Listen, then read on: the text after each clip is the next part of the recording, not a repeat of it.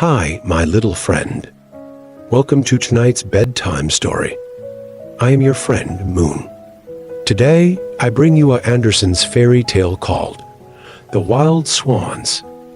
Far away in the land to which the swallows fly when it is winter, dwelt a king who had 11 sons and a daughter named Elisa. The 11 brothers were princes, and each went to school with a star on his breast and a sword by his side. They wrote with diamond pencils on gold slates and learnt their lessons so quickly and read so easily that everyone might know they were princes. Their sister Elisa sat on a little stool of plate glass and had a book full of pictures, which had cost as much as half a kingdom. Oh, these children were indeed happy, but it was not to remain so always. Their father, who was king of the country, married a very wicked queen, who did not love the poor children at all. They knew this from the very first day after the wedding. In the palace there were great festivities, and the children played at receiving company. But instead of having, as usual, all the cakes and apples that were left, she gave them some sand in a teacup and told them to pretend it was cake. The week after, she sent little Elisa into the country to a peasant and his wife. And then she told the king so many untrue things about the young princes that he gave himself no more trouble respecting them. "Go out into the world and get your own living," said the queen. "Fly like great birds who have no voice." But she could not make them ugly as she wished, for they were turned into 11 beautiful wild swans. Then, with a strange cry, they flew through the windows of the palace, over the park, to the forest beyond. It was early morning when they passed the peasant's cottage, where their sister Elisa lay asleep in her room. They hovered over the roof, twisted their long necks and flapped their wings, but no one heard them or saw them, so they were at last obliged to fly away, high up in the clouds, and over the wide world they flew till they came to a thick dark wood, which stretched far away to the seashore.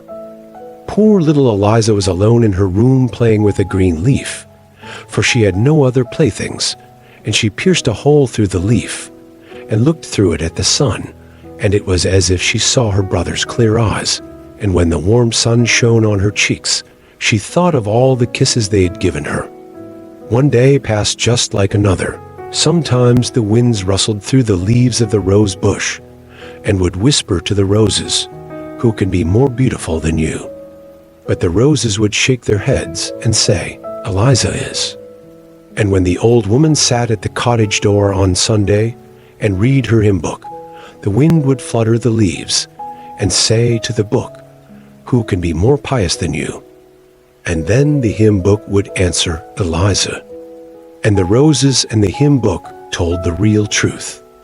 At 15, she returned home, but when the queen saw how beautiful she was, she became full of spite and hatred towards her. Willingly would she have turned her into a swan, like her brothers, but she did not dare to do so yet, because the king wished to see his daughter. Early one morning, the queen went into the bathroom. It was built of marble and had soft cushions, trimmed with the most beautiful tapestry. She took 3 toads with her and kissed them, and said to one, "When Elisa comes to the bath, seat yourself upon her head, that she may become as stupid as you are." Then she said to another, "Place yourself on her forehead, that she may become as ugly as you are, and that her father may not know her. Rest on her heart," she whispered to the third, "then she will have evil inclinations, and suffer in consequence." So she put the toads into the clear water, and they turned green immediately. She next called Elisa, and helped her to undress and get into the bath. As Elisa dipped her head under the water, one of the toads sat on her hair, a second on her forehead, and a third on her breast. But she did not seem to notice them, and when she rose out of the water, there were 3 red poppies floating upon it. Had not the creatures been venomous or been kissed by the witch, they would have been changed into red roses. At all events, they became flowers, because they had rested on Elisa's head and on her heart. She was too good and too innocent for witchcraft to have any power over her. When the wicked queen saw this, she rubbed her face with walnut juice, so that she was quite brown. Then she tangled her beautiful hair and smeared it with disgusting ointment, till it was quite impossible to recognize the beautiful Elisa. When her father saw her, he was much shocked and declared she was not his daughter. No one but the watchdog and the swallows knew her, and they were only poor animals and could say nothing. Then poor Elisa wept and thought of her 11 brothers, who are all away. Sorrowfully, she stole away from the palace and walked the whole day over fields and moors, till she came to the great forest. She knew not in what direction to go, but she was so unhappy and longed so for her brothers, who had been, like herself, driven out into the world, that she was determined to seek them. She had been but a short time in the wood when night came on, and she quite lost the path, so she laid herself down on the soft moss, offered up her evening prayer, and leaned her head against the stump of a tree. All nature was still, and the soft, mild air fanned her forehead. The light of hundreds of glow-worms shone amidst the grass and the moss, like green fire, and if she touched a twig with her hand, ever so lightly, the brilliant insects fell down around her like shooting stars. All night long she dreamed of her brothers. She and they were children again, playing together. She saw them writing with their diamond pencils on golden slates, while she looked at the beautiful picture book which had cost half a kingdom. They were not writing lines and letters, as they used to do, but descriptions of the noble deeds they had performed, and of all they had discovered and seen. In the picture book, too, everything was living. The birds sang, and the people came out of the book, and spoke to Elisa and her brothers, but as the leaves turned over, they darted back again to their places, that all might be in order. When she awoke, the sun was high in the heavens, yet she could not see him, for the lofty trees spread their branches thickly over her head, but his beams were glancing through the leaves here and there like a golden mist. There was a sweet fragrance from the fresh green verdure, and the birds almost perched upon her shoulders. She heard water rippling from a number of springs, all flowing in a lake with golden sands. Bushes grew thickly round the lake, and at one spot an opening had been made by a deer, through which Elisa went down to the water. The lake was so clear that, had not the wind rustled the branches of the trees and the bushes, so that they moved, they would have appeared as if painted in the depths of the lake, for every leaf was reflected in the water, whether it stood in the shade or the sunshine. As soon as Elisa saw her own face, she was quite terrified at finding it so brown and ugly, but when she wetted her little hand and rubbed her eyes and forehead, the white skin gleamed forth once more, and after she had undressed and dipped herself in the fresh water, a more beautiful king's daughter could not be found in the wide world. As soon as she had dressed herself again and braided her long hair, she went to the bubbling spring and drank some water out of the hollow of her hand. Then she wandered far into the forest, not knowing whither she went. She thought of her brothers and felt sure that God would not forsake her. It is God who makes the wild apples grow in the wood to satisfy the hungry, and he now led her to one of these trees, which was so loaded with fruit that the boughs bent beneath the weight. Here she held her noonday repast, placed props under the boughs, and then went into the gloomiest depths of the forest. It was so still that she could hear the sound of her own footsteps, as well as the rustling of every withered leaf which she crushed under her feet. Not a bird was to be seen, not a sunbeam could penetrate through the large, dark boughs of the trees. Their lofty trunks stood so close together that, when she looked before her, it seemed as if she were enclosed within trellis work. Such solitude she had never known before. The night was very dark. Not a single glowworm glittered in the moss. Sorrowfully, she laid herself down to sleep, and after a while, it seemed to her as if the branches of the trees parted over her head, and that the mild eyes of angels looked down upon her from heaven. When she awoke in the morning, she knew not whether she had dreamt this, or if it had really been so. Then she continued her wandering, but she had not gone many steps forward, when she met an old woman with berries in her basket, and she gave her a few to eat. Then Elisa asked her if she had not seen 11 princes riding through the forest.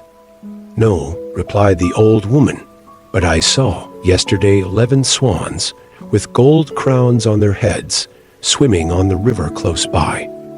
Then she led Elisa a little distance farther to a sloping bank, and at the foot of it wound a little river. The trees on its banks stretched their long leafy branches across the water towards each other, and where the growth prevented them from meeting naturally, the roots had torn themselves away from the ground, so that the branches might mingle their foliage as they hung over the water. Elisa bade the old woman farewell, and walked by the flowing river, till she reached the shore of the open sea. And there, before the young maiden's eyes, lay the glorious ocean, but not a sail appeared on its surface. Not even a boat could be seen. How was she to go farther? She noticed how the countless pebbles on the seashore had been smoothed and rounded by the action of the water. Glass, iron, stones, everything that lay there mingled together, had taken its shape from the same power, and felt as smooth or even smoother than her own delicate hand. "The water rolls on without weariness," she said, "till all that is hard becomes smooth. So will I be unwearied in my task. Thanks for your lessons, bright rolling waves. My heart tells me you will lead me to my dear brothers." On the foam-covered seaweeds lay 11 white swan feathers, which she gathered up and placed together. Drops of water lay upon them. Whether they were dewdrops or tears, no one could say. Lonely as it was on the seashore, she did not observe it, for the ever-moving sea showed more changes in a few hours than the most varying lake could produce during a whole year. If a black heavy cloud arose, it was as if the sea said, "I can look dark and angry too," and then the wind blew, and the waves turned to white foam as they rolled. When the wind slept, and the clouds glowed with the red sunlight, then the sea looked like a rose leaf. But however quietly its white glassy surface rested, there was still a motion on the shore, as its waves rose and fell like the breast of a sleeping child. When the sun was about to set, Elisa saw 11 white swans with golden crowns on their heads, flying towards the land, one behind the other, like a long white ribbon. Then Elisa went down the slope from the shore and hid herself behind the bushes. The swans alighted quite close to her and flapped their great white wings. As soon as the sun had disappeared under the water, the feathers of the swans fell off, and 11 beautiful princes, Elisa's brothers, stood near her.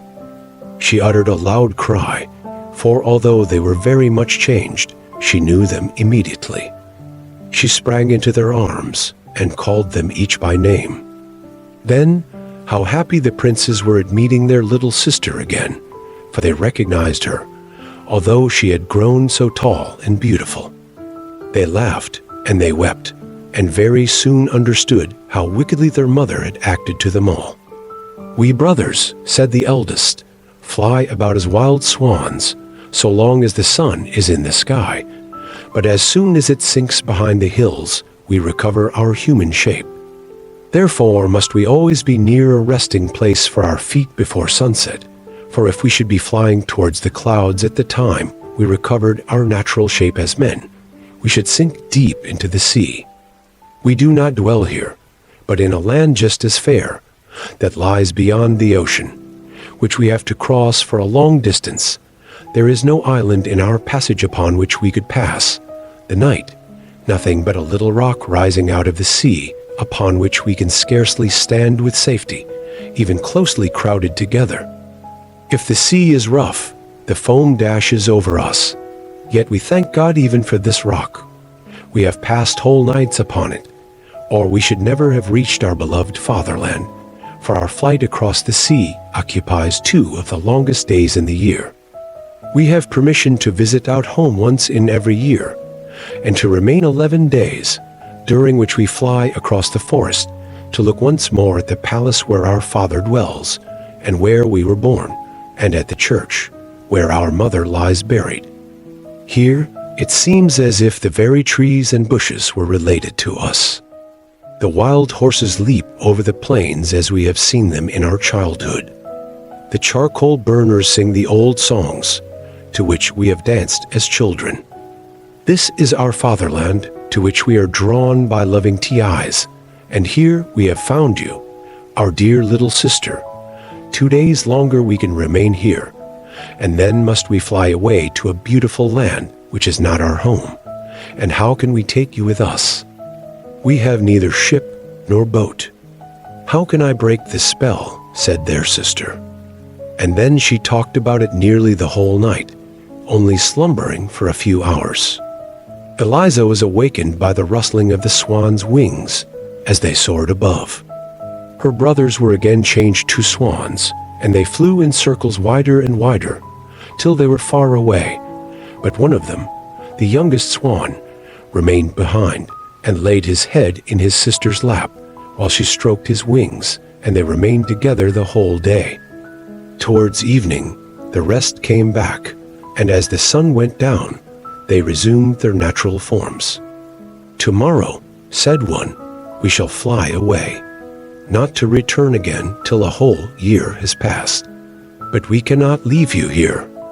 Have you courage to go with us? My arm is strong enough to carry you through the wood, and will not all our wings be strong enough to fly with you over the sea? Yes, take me with you, said Elisa. Then they spent the whole night in weaving a net with the pliant willow and rushes. It was very large and strong. Elisa laid herself down on the net, and when the sun rose and her brothers again became wild swans, they took up the net with their beaks and flew up to the clouds with their dear sister, who still slept. The sunbeams fell on her face, therefore one of the swans soared over her head, so that his broad wings might shade her. They were far from the land when Elisa woke. She thought she must still be dreaming. It seemed so strange to her to feel herself being carried so high in the air over the sea. By her side lay a branch full of beautiful ripe berries, and a bundle of sweet roots. The youngest of her brothers had gathered them for her, and placed them by her side. She smiled her thanks to him. She knew it was the same who had hovered over her to shade her with his wings. They were now so high that a large ship beneath them looked like a white seagull skimming the waves. A great cloud floating behind them appeared like a vast mountain, and upon it Elisa saw her own shadow and those of the 11 swans, looking gigantic in size. Altogether, it formed a more beautiful picture than she had ever seen. But as the sun rose higher and the clouds were left behind, the shadowy picture vanished away. Onward, the whole day, they flew through the air like a winged arrow, yet more slowly than usual, for they had their sister to carry. The weather seemed inclined to be stormy, and Elisa watched the sinking sun with great anxiety, for the little rock in the ocean was not yet in sight. It appeared to her as if the swans were making great efforts with their wings. Alas! She was the cause of their not advancing more quickly. When the sun set, they would change to men, fall into the sea, and be drowned. Then she offered a prayer from her inmost heart, but still no appearance of the rock. Dark clouds came nearer.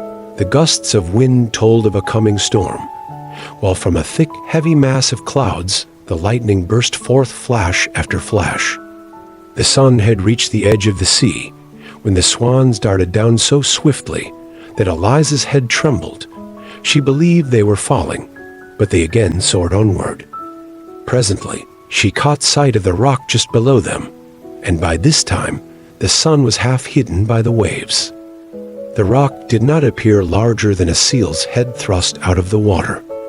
They sunk so rapidly that at the moment their feet touched the rock, it shone only like a star, and at last disappeared like the last spark in a piece of burnt paper. Then she saw her brothers standing closely round her with their arms linked together. There was but just room enough for them, and not the smallest space to spare. The sea dashed against the rock and covered them with spray. The heavens were lighted up with continual flashes, and peal after peal of thunder rolled. But the sister and brothers sat holding each other's hands and singing hymns from which they gained hope and courage. Today's bedtime story is end. I am your bedtime companion, Moon, and I will continue to share the Wild Swans, Part 2, on this channel tomorrow. Feel free to leave your thoughts and suggestions in the comments. Thank you for listening. Good night, sweet dreams.